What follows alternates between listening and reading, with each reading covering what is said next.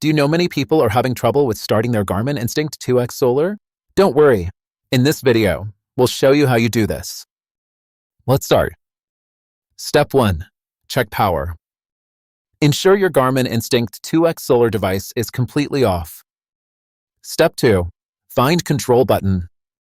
Locate the Control button on the side of the device. Step 3. Press Control.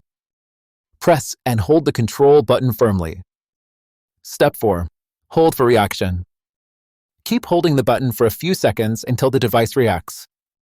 Step 5. Release and power on. Once the startup screen appears, release the button and let the device power on fully. Now, you should be able to power on your Garmin Instinct 2X Solar with ease.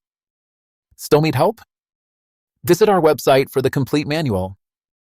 There you will also find questions and answers from other Garmin users. Did you find this video helpful? By subscribing, you help us continue to answer users' questions. So, subscribe to our channel. Thanks for watching and see you in the next video.